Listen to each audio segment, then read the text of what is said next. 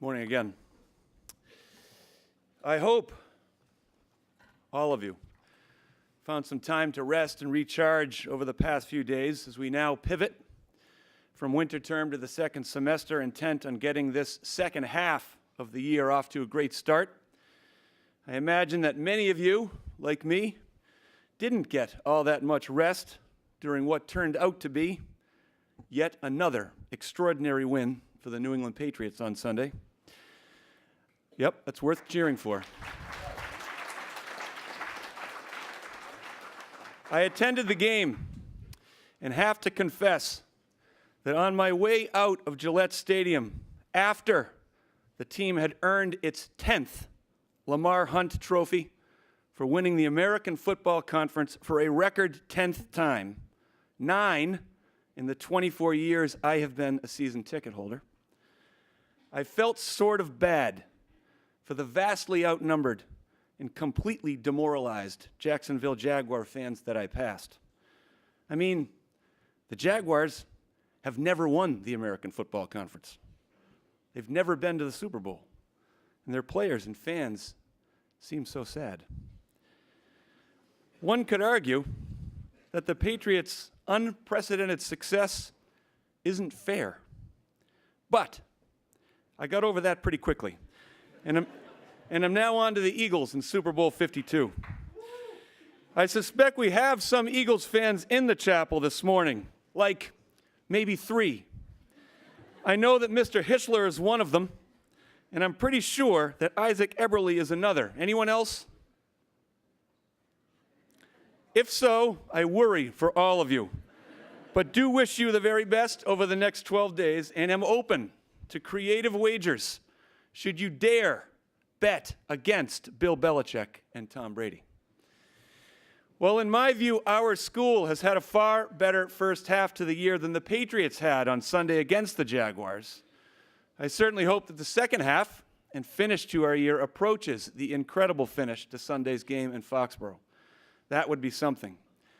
We've had a great year to this point, and my hope is that we can build on it by picking up where we left off in December and take advantage of the fresh start we all have when a semester is beginning. This, of course, comes after winter term and the better part of 3 weeks that are always a high point in the year for me.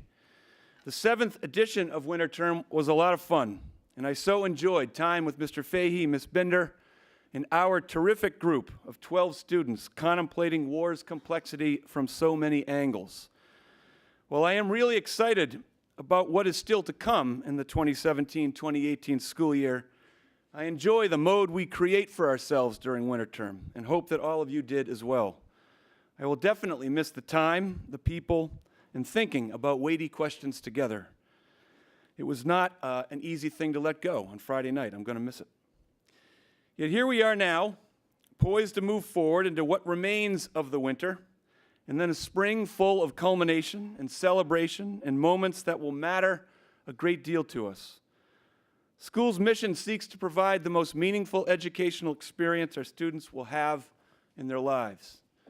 When I contemplate all the countless moments we will experience together, scripted and unscripted, planned and unplanned, I get excited and hopeful that your Brooks experience will grow deeper roots and embed itself in ways that are sticky and hold and matter to you over time. That's certainly what we aspire to do with the time we have left. I doubt it will come as a big surprise to any of you to know that I am an avid reader of sports news of all kinds. I particularly enjoy columns that come in news and notes form and are essentially a somewhat random collection of thoughts and observations the author empties into one column. As I think ahead to our second semester together, I do so knowing that there will be so much that happens here in the run of our school's life that will impress me and inspire me and challenge me and affirm for me that the work we do together is important. It would be impossible to capture all that I might empty into my own news and notes column about what is still to come at Brooks School in 2017, 2018. But here's some of what I find myself thinking about and looking forward to as the days get longer and warmer right up until Prize Day in May. If you're a numbers person, you might be interested to know that we are just 43 days away from the beginning of spring vacation and 125 days away from Prize Day. We opened the school year right here in the Ashburn Chapel 139 days ago. So we are actually into the second half of the year already. This is the final semester for the 107 members of the great class of 2018, the largest class in the school's history. And I'm looking forward to hearing from many of them when they speak from this very spot and contemplate time spent here and all that awaits them beyond graduation. The combination of what and how sixth formers share with all of us in chapel and the manner in which we hear and respect the courage it takes to do that sharing speaks volumes about our school. I know I'll be proud of us in those moments. I'm looking forward to enjoying some time watching our teams compete through the end of the winter season and then when the spring season begins in April. It seems to me that a number of teams and individuals are having fine winter seasons and have been representing the school beautifully on courts and rinks and mats.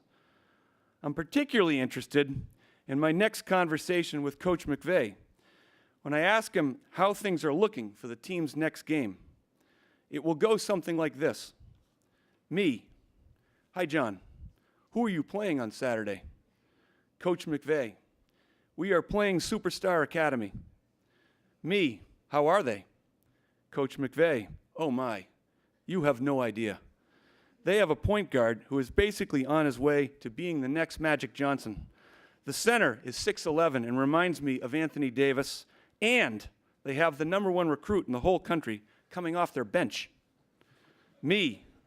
Wow, they sound really good. 4 hours later.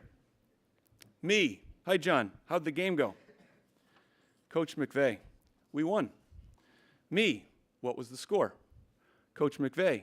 86-36, but it was much closer than the score indicates.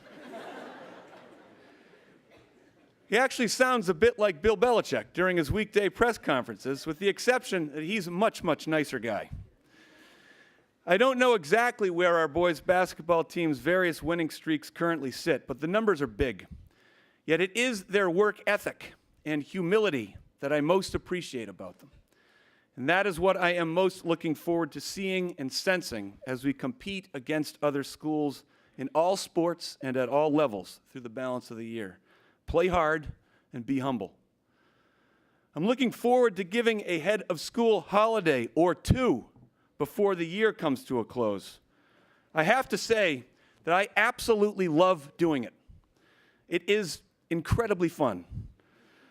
While it's not as simple as getting up in the morning and just deciding to call off school with so much scheduled and going on all the time, I do believe those moments, disruptive though they may be, are good for the soul. Who knows when the next one might come? I'm looking forward to this year's musical, Xanadu, and to the extra effort our community will make to see this show that will be performed at Pike School in Andover in mid-February.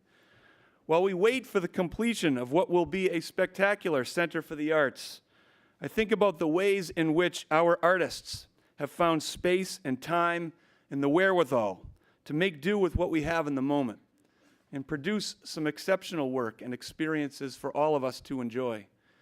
Take a stroll through the Lehman and look at the impressive student work currently on those walls. Stop by the Dulcimer Room to hear ensembles rehearsing.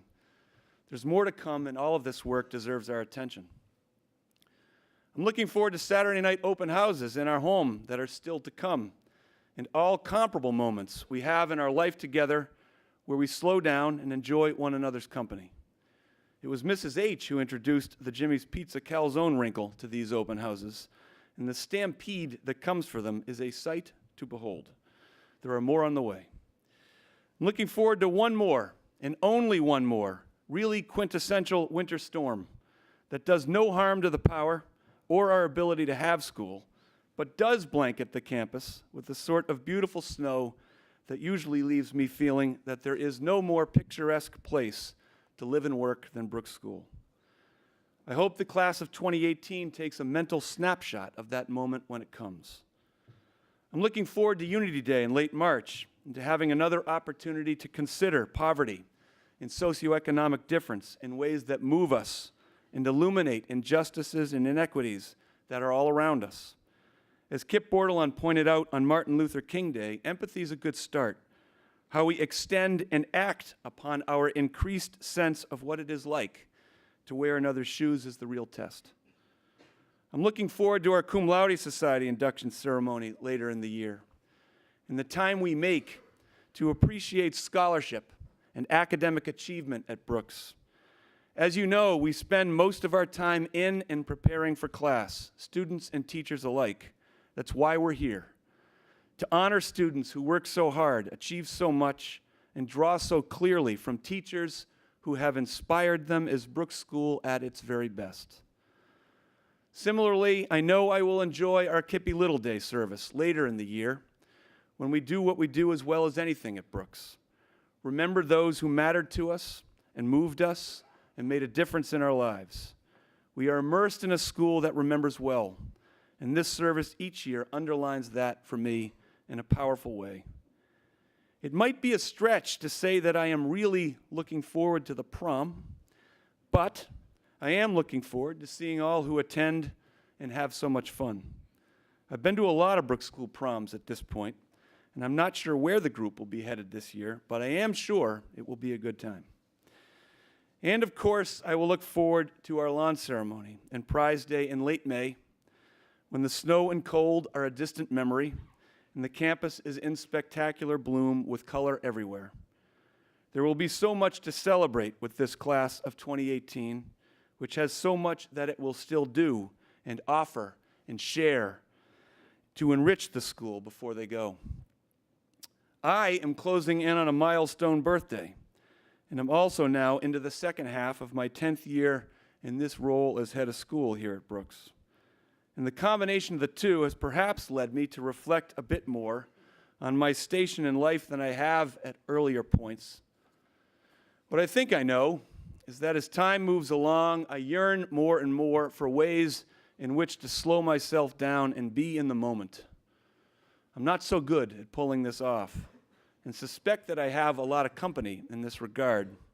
But it is such a privilege to live and work at a place where there are so many moments in time that you wish you could freeze and hold on to for just a little longer. I anticipate having that feeling on dozens of occasions over the 125 days that stand between us and Prize Day. And I'm looking forward to staying in the present and reveling in all that is special and amazing about our school. While time moves quickly, let's try not to rush it or miss all that is going on around us. Let us be present. Have a great start to the semester. Thank you.